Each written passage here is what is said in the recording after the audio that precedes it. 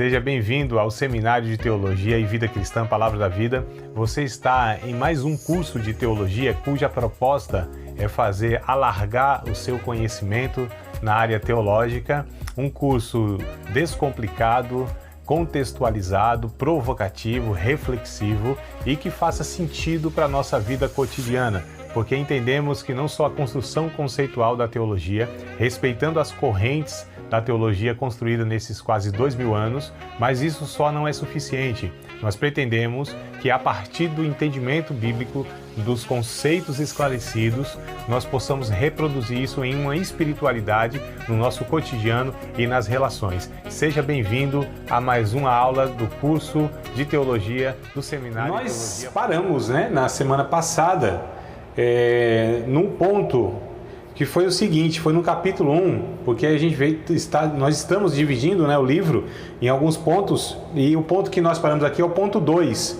que é onde Salomão procurou sentido para a vida, Essa foi a parte. Aí eu falei que ele buscou o sentido no conhecimento, e não achou, só para dar uma breve recapitulada, que foi o capítulo 1, do verso 12 ao 18. O segundo subtópico, subponto que a gente chama, que ele buscou o sentido da vida no prazer, do capítulo 2, verso 1 ao 11. Então nós tratamos desses dois pontos aí. E na continuidade a gente vai então falar sobre os outros lugares, não é nem lugar, mas onde ele buscou. É que onde sempre remete a lugar geográfico, mas não é onde, porque aqui prazer, conhecimento, então não é onde lugar, mas as fontes que ele tentou beber para achar o sentido da vida. Então, no conhecimento, adquirindo conhecimento, isso não deu sentido para a vida dele.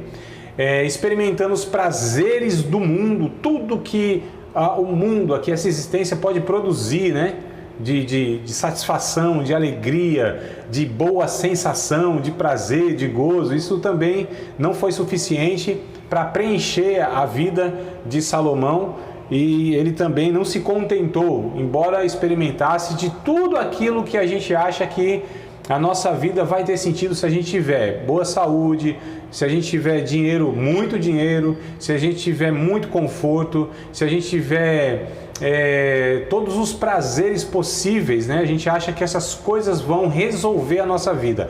Elas podem nos trazer conforto, elas podem nos trazer algumas experiências boas, mas isso em si não pode preencher a alma do ser humano, Continua lá o vazio, se são essas coisas que as pessoas vão se alimentando. E aí na sequência então, ele buscou sentido nas realizações, As realizações. Tem pessoas que pensam que as realizações vão dar sentido à sua vida, Fazer uma faculdade, construir alguma coisa, você está realizando algum sonho seu, Tem aquela questão, qual é o seu sonho, o que você quer, o que você quer fazer? Eu tenho um sonho de tal coisa, eu queria realizar tal coisa. Então o capítulo 2 aqui, do verso 17 ao 26, é onde o Salomão, ele vai falando, a respeito dessa questão que as realizações também não podem dar ao homem sentido à vida. Então capítulo 2, verso 17 até o 26, ele diz assim, pelo que aborreci esta vida, porque a obra que se faz debaixo do sol me era penosa. Sim, tudo é vaidade e aflição de espírito. Também eu aborreci todo o meu trabalho em que trabalhei debaixo do sol, visto como eu havia de deixá-lo ao homem que viesse depois de mim. E quem sabe se será sábio ou tolo, contudo ele se assenhoreará, vai se tornar senhor, vai se apossar de todo o meu trabalho em que trabalhei, em que me houve sabiamente debaixo do sol. Também isso é vaidade. Vocês estão lembrando que vaidade é a palavra assim que ele usa para falar isso aqui não tem sentido, isso aqui é vazio. É por isso que a palavra que mais aparece no livro de Eclesiastes é vaidade. Vaidade, tudo é vaidade, quer dizer, não faz sentido, é vazio, Sempre essa palavra ela tem que vir à nossa memória nesse sentido aí, para a gente entender que ele fala, também isso é vaidade, isso aqui também não tem significado, isso aqui também é vazio. Verso 20, pelo que eu me apliquei a fazer o que o meu coração fazer o que o meu coração perdesse a esperança de todo o trabalho em que trabalhei debaixo do sol, porque há homem cujo trabalho é feito com sabedoria e ciência e destreza. Contudo, há um homem que não trabalhou nele, o deixará como porção sua. Também isso é vaidade e grande enfado. Por que mais tem o homem de todo o seu trabalho e da fadiga do seu coração, em que ele ainda trabalhando debaixo do sol? Porque todos os seus dias são dores e a sua ocupação é desgosto. Olha as palavras que ele fala, né? Desgosto, dor, enfado. É só coisa assim mesmo que traz angústia e desânimo mesmo, né? Então, você fala assim, é por isso que aquele livro lá que eu passei para vocês é o livro mais mal-humorado da Bíblia. Parece que é um ranzinza que está falando aqui, né? Uma pessoa assim desacreditada da vida. E de fato é a conclusão que ele chega, que ele vai concluindo, né? Verso 24: não é, pois, bom para o homem que come e bebe, que faça gozar a sua alma do bem do seu trabalho? Isso também eu vi que vem da mão de Deus. Porque quem pode comer ou quem pode gozar é melhor do que eu? Porque o homem que é bom diante dele dá a Deus sabedoria, conhecimento e alegria. Mas o pecador dá trabalho, para que ele ajunte e amontoe e dê ao bom perante a sua face. Também isso é vaidade, aflição de espírito. Também aflição é uma palavra que ele usa corriqueiramente. Irmãos, algumas pessoas, né, até eu vi alguns, 2, 3 semanas atrás aí, de um irmão, de uma pessoa, de um cristão, né? Percebe como a cabeça dos irmãos às vezes não está muito correta no pensamento. O trabalho, se não fosse o Adão, né? O trabalho é o castigo, o trabalho é uma bênção de Deus, né? Quando você não põe o seu coração nele, quando você não acha que o trabalho é o sentido da vida, né? O trabalho tem quando Deus cria, na verdade, o homem, antes do pecado ele trabalhava. Ele foi colocado no jardim do Éden para lavrar a terra, para trabalhar. Então o trabalho não é o castigo, né? É por preguiçoso. Mas o trabalho é uma bênção, você produz, né? Você faz algo útil. Tem trabalho que é inútil, mas a grande maioria do trabalho ele tem que se achar um propósito no que se faz. Pode ser a coisa mais simples que for. Por exemplo, eu vou falar com as irmãs especificamente agora, viu? As amadas aí.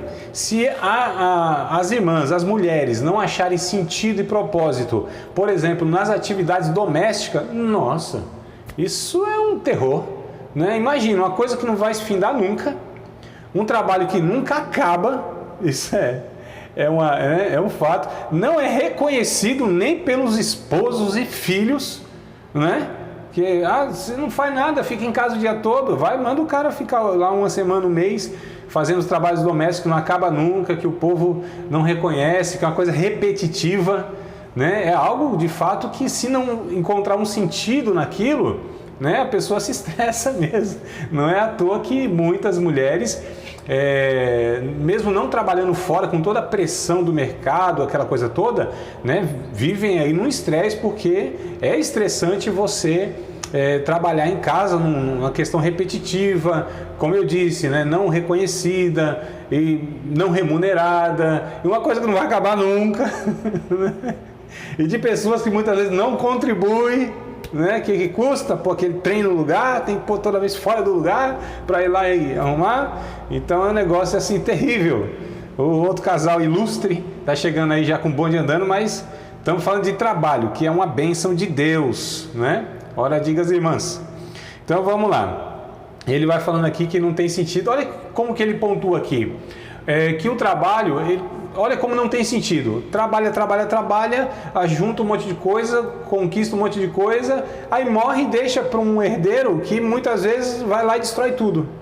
É o que ele fala, né? Quer dizer, quem é que sabe quem é que vai herdar o que eu fiz? Se é um tolo ou se é um sábio? Né? E muitas vezes as pessoas que herdam as conquistas dos seus pais, muitas vezes, né? Estou generalizando, mas muitas vezes não valoriza porque não sabe o que custou aquilo tudo, né? E vai lá e desperdiça e tal, e joga assim no lixo o trabalho muitas vezes de uma vida toda, né? Porque não sabe valorizar. Então Salomão está indo aí por esse caminho, tá? Mais um ponto aqui, ó. Os seres humanos podem fazer alguma mudança real no modo como as coisas são? É uma pergunta, né? Podemos de fato mudar alguma coisa, né, neste mundo? Capítulo 3, versos 16 e 22 do tal do Eclesiastes, né? Então ele vai ponderar isso. A gente pode mudar? A gente pode mudar a realidade? Não, amados. Você pode se matar de tentar alterar alguma coisa e não vai conseguir, né? No mundo, na realidade, talvez até por um pouco de tempo com algumas pessoas em sua volta. Esses que conseguem muitas vezes são pessoas assim bem, elas são bem diferenciadas, né? Que a gente vê na história, mas mesmo assim, às vezes é muito momentâneo, são esquecidas muitas vezes na história. E eu estou falando daqueles que se destacam na história. Imagina, né, o povo comum, assim, 99,9% que somos todos nós. Então a gente não altera muita coisa. Às vezes a gente se mata, né, desperdiça a vida e a gente não altera muita coisa. Eu me lembro, no ano de 2005, dia 25 de dezembro, Natal, eu estava dando entrada aí no Hospital Santa Marcelina, e vocês conhecem aí, né? Com princípio de infarto, irmãos. Eu estou falando há 16 anos atrás, ó. Tá vendo que eu não era tão tiozinho assim, né? Então, mas olha a condição, né? Condição que eu cheguei. Então, essa questão de achar que vai alterar alguma coisa no reino de Deus, no mundo, aquela ideia que eu vou revolucionar o mundo, né? A gente vai mudar o mundo e tal. E um amigo meu, pastor, inclusive, ele falou, foi em casa, né, na ocasião, e disse: André, você sabe que a gente pode fazer o que for, a gente não vai alterar em nada aquilo que Jesus já fez na cruz do Calvário.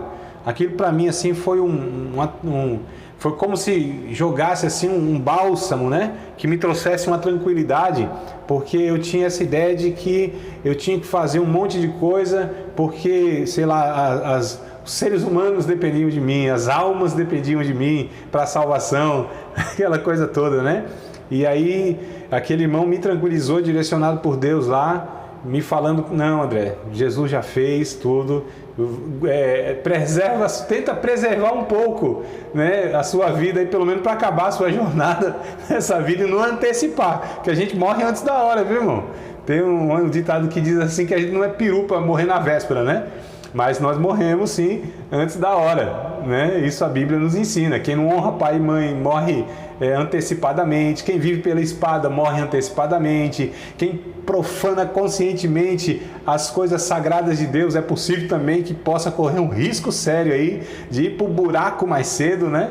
Então a gente vê isso aí. O capítulo 3 ainda, queridos, tem um negócio muito interessante aqui.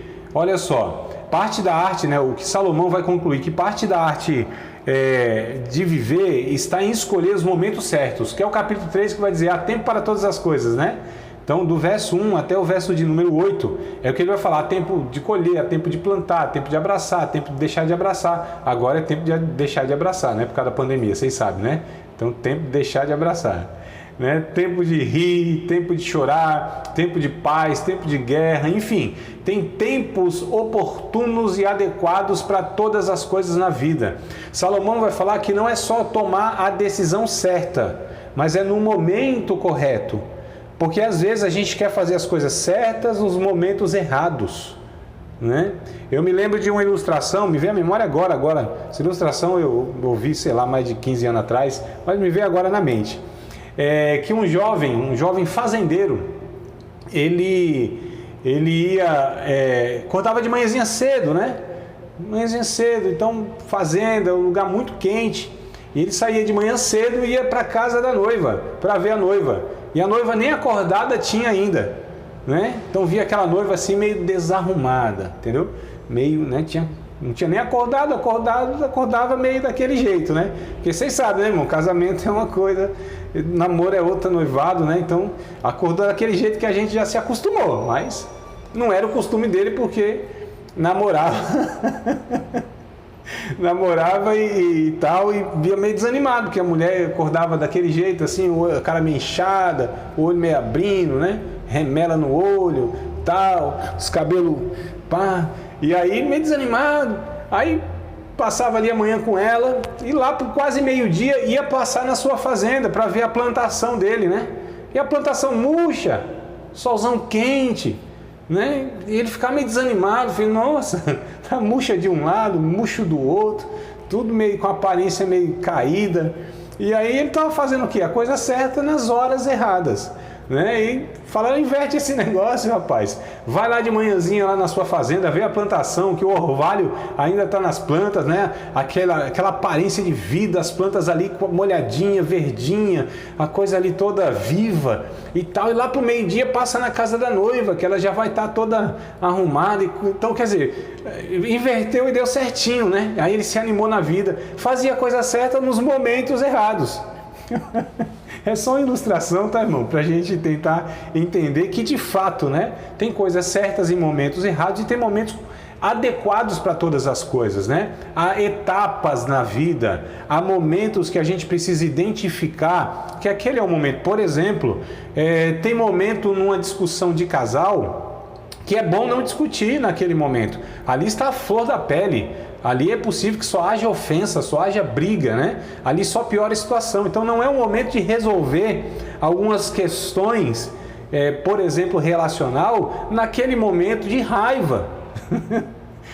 Deixa tranquilizar, baixar a poeira, momento melhor, né? Aí sim tenta resolver. Então há momentos adequados para fazer as coisas corretas. Não é só fazer as coisas corretas. Há momento para todas as coisas. A gente precisa ensinar isso para os nossos filhos, por exemplo. Há momento de namorar, há momento de estudar, há momento de trabalhar, né? Há momento para todas as coisas. E a gente precisa ter esse discernimento na vida para identificar qual é o momento adequado. Deus trabalha, inclusive, né? Penso eu, a Bíblia vai falar que é uma porção, né? A medida, esse é o termo que ele usa, a medida. Então, quando chega uma medida de Deus, Deus age. Deus age em medidas específicas, tá? Em medidas corretas, né? Em medidas de tempo. Aqui são tempos existenciais, não é tempo cronológico. Então, que o Salomão vai dizer que existe tempos adequados para cada um, é diferente. Como ele disse, para uns está em tempo de festejar, outros em tempo de chorar, uns em tempo de semear e outros em tempo de colher. Uns estão em tempo de ajuntar pedra e outro tempo de afastar pedra. Então a gente entende isso como tempos existenciais. O cronológico é igual para todo mundo, né? Não sei nem que dia que é hoje, dia 24. Então todos nós estamos no dia 24 de fevereiro, às 19h21 aqui, ó, 22 agora, virou 22, horário de Brasília, deve ser isso aí. Então todo mundo está no mesmo tempo cronológico, mas cada um de nós aqui estão em tempos diferentes. É possível que alguém de nós aqui está num tempo de luta, de dificuldade, de adversidade, de angústia, de tristeza. E nesse mesmo tempo tem outro aqui que talvez esteja num tempo de alegria, né? de folga, um tempo de respiro, um tempo de colheita. É possível que alguém de nós aqui esteja num tempo de repente, de muita briga, né? De muita luta consigo mesmo, e outro não, está apaziguado na alma. Então, assim, nós temos esses tempos existenciais, é preciso a gente identificar isso. É isso que ele vai falar no capítulo 3, né? O capítulo 5, de Eclesiastes, verso 1 ao 7, o destino do homem sugere que a vida não tem sentido. É o que ele conclui aqui. O destino do homem, porque ele conclui, o destino do homem é o quê? A morte, né? Sendo esse o destino do homem, parece que a vida não tem sentido. Se a vida só é aqui, se a vida é tão curta, inclusive, que sentido tem você viver aqui 60, 70, 80 anos e acabou tudo? Qual é o sentido disso? Né? É a conclusão que o Salomão ele chega. Nós falamos que isso não quer dizer, tá certo? Que é uma revelação bíblica, né? É uma constatação de Salomão. Ele vai avaliar, porque a gente precisa lembrar, o livro de Eclesiastes, Salomão não está colocando Deus na história. Tá certo, amados? Eu queria que vocês sempre tivessem isso na mente também. Ele não está colocando Deus, é por isso que pouquíssimas vezes aqui ele vai falar de Deus, pouquíssimas ou nenhuma vez ele vai falar da eternidade, da vida futura. Ele não avalia com essa perspectiva da eternidade, né? Como o Evangelho nos traz, como é a promessa da vida vindoura, né? Do futuro e tal. Ele está avaliando essa vida aqui. Então é isso que a gente precisa ter em mente sempre, né? Então ele vai falar, bom, se o destino dos homens é aqui mesmo, acho que a vida é bem sem sentido. E é mesmo, né? Já pensou você viver uma vida e falar, e aí, morreu, acabou? O que adianta, então, fazer um monte de coisa e tal? Há uma angústia, né? Porque a morte, ela vem sempre nos avisando, ó, o que você vai fazer vai acabar, o que você vai fazer vai ficar aí, você não vai levar nada, né, para si. Não, toda realização sua não tem sentido, se a vida é só aqui, né? Mas a gente sabe que não é. Mas vamos lá. Ele também conclui aqui, do capítulo 5 ainda, capítulo 5, verso 8, até o capítulo 6, verso 2, ele vai concluir, ele está buscando, né? A gente precisa ter isso aqui também bem claro. Ele está buscando sentido nas coisas. Então, ele conclui aqui que os bens podem dar sentido à vida. Os bens podem dar sentido à vida. Ele busca, né? Os bens podem dar sentido à vida, né? As aquisições podem dar sentido à vida. Aí o capítulo 5, do verso 8 em diante, ele vai aqui dizendo que não. Ó, verso 10, vou ler do 10 aqui, né? O que ama ou que amar o dinheiro nunca se fartará de dinheiro. E quem amar a abundância nunca se fartará da renda. Também isso é vaidade. Onde a fazenda se multiplica, aí se multiplica também os que comem. Que mais proveito, pois, tem os seus donos do que a verem com os seus olhos? Doce é o sono do trabalhador, quer coma pouco, quer muito. Mas a fartura do rico não deixa dormir. Olha só, a mal que vi debaixo do sol. Essa expressão debaixo do sol é justamente isso que eu falei. Ele sempre vai avaliar as coisas aqui, ó, na terra, debaixo do sol, debaixo do céu, nunca para a eternidade, né? Então essa expressão também é o que significa isso aí. Há mal que vi debaixo do sol e atrai enfermidades. As riquezas que os seus donos guardam para o próprio dano. Porque as mesmas riquezas se perdem por qualquer má aventura. Tomou uma decisão errada também, aconteceu qualquer coisa, o cara da riqueza vai para pobreza, né? Quantos a gente já não teve essa notícia, né? Até no Brasil mesmo, um aí, o Ike Batista, cara assim, né? Um dos homens mais ricos do mundo, e aí teve lá uma queda, ele caiu mesmo assim, ainda não está no mesmo patamar da gente, né, meu irmão? Mas era assim, qualquer decisão errada, qualquer questão, a pessoa pode perder tudo do dia para a noite, né? Principalmente no mundo que a gente vive, nessa questão econômica, ações, investimento, que tudo pode se quebrar do dia para a noite aí, né? Porque as mesmas riquezas que perdem por qualquer má aventura. E havendo algum filho, nada fica na sua mão. Olha só, essa questão aí, tem uns filhos que acabam mesmo com a riqueza do pai do dia para a noite. Como saiu do ventre de sua mãe, assim nu voltará, indo como veio, e nada tomará do seu trabalho que possa levar na sua mão. Também isso é um mal que causa enfermidades, que infalivelmente como veio, assim ele vai.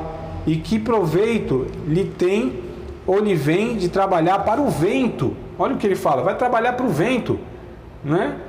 Então não trouxe nada, não vai levar nada, a riqueza, os bens, a aquisição, isso também não dá sentido à vida. É o que ele conclui. Quem está falando aqui é um homem que foi um dos homens mais ricos de toda a história da humanidade, amados. Tá certo? Eu nem sei, né, se há um como Salomão. Assim, tudo era de ouro, né? Um palácio dele, um negócio impressionante. Então ele também diz que isso não traz sentido para a vida. A gente acha que se a gente tivesse dinheiro, se não se preocupasse com dinheiro, não tivesse preocupação nenhuma, sabe? Não tem preocupação nenhuma, nem penso em dinheiro. Não, dinheiro para mim não é problema não. Isso é coisa que não me vem a preocupação. A gente acha que se a gente tivesse essa condição, os nossos problemas assim também sumiriam, né? Pelo contrário, né? Ele vai dizer que o rico nem dorme direito, preocupado inclusive com a sua riqueza, vai que perde, vai que alguém está me roubando, né? Então olha só, doce é o sono do trabalhador. Então tem muitas pessoas aí que têm até dificuldade, ou muitas têm de fato dificuldade financeira, mas elas têm paz, elas têm tranquilidade, dorme. O que paga, irmão, ou vale uma noite mal dormida? Não vale, né? O sono do trabalhador, ele é tranquilo, é o que ele chega aqui à conclusão. Ele também vai falar em outro ponto, tá? A incapacidade do homem, aqui já vai para o capítulo 6, verso 3 ao verso 12. Lembrando que a gente está dividindo até o capítulo 6, né? E aí depois a gente faz outra divisão. Então, do capítulo 1 até o capítulo 7, não é 6 não, 7, a gente faz uma divisão. Então, ainda no capítulo 6, verso 3 até o 12, ele vai falar da incapacidade do homem de controlar o seu futuro. Então, ele sugere que a vida não tem sentido também por causa disso. Quer dizer, o que eu posso fazer? Não controlo o futuro, não posso... olha que Tiago lá no Novo Testamento, ele vai falar algo parecido. Ninguém fale assim, eu vou a tal cidade, vamos fazer isso e aquilo outro. Não fale isso, porque a gente não sabe o que acontece amanhã, né? Então a gente tem que falar, se Deus quiser, a gente pode fazer isso ou aquilo. Olha essa sabedoria que a gente entende que o futuro nós não podemos controlar, mas ele se angustia, porque ele fala, também não tem sentido a vida. Se eu não posso saber o meu futuro, eu não tenho capacidade de garantir que lá na frente eu vou fazer alguma coisa, eu vou estar até vivo. O próprio Jesus disse isso, né? Para a gente não ser ansioso com o amanhã, a gente não ser demasiadamente ansioso com o amanhã, porque não pertence, a gente não pode fazer nada para alterar uma realidade que a gente não alcança, que a gente não sabe. Porque na verdade não existe o amanhã para a nossa realidade, né, irmãos? Então as pessoas ansiosas, né? O que vai acontecer daqui a um tempo, não sei o quê. Amados, a gente não pode controlar. Isso nos torna frágil, dependente de Deus, e a gente não quer isso. A gente não quer, a gente gosta de controlar as coisas, né? A gente gosta de ter as rédeas na mão. Para nós é um negócio desesperador quando as coisas assim, eu sou impotente, eu não posso fazer nada, né? Aí chega a ocasião e muitas vezes não acontece nada e a gente se desgastou, foi ansioso, e Jesus alertou para a gente não viver dessa forma. E o Salomão, ele chega nessa conclusão também. É a incapacidade do homem controlar o seu futuro. Nós somos de fato essas pessoas que dependem, né, do amanhã, e o amanhã não está no nosso controle. Então vamos lá. Encerrando aqui esse ponto 2, eu quero ir para o ponto 3, tá? O ponto 3. Bom, a conclusão então chegamos na metade do livro, a conclusão do Salomão a gente não pode controlar o futuro. A nossa vida é curta e ela não tem sentido, porque se a vida é só aqui, do que vale a pena. Os prazeres não trazem para nós sentido na vida, o dinheiro não traz para nós sentido na vida, as realizações não trazem para nós sentido na vida, ou seja, a vida é sem sentido nenhum. Então vou fazer o quê? Se matar? O quê?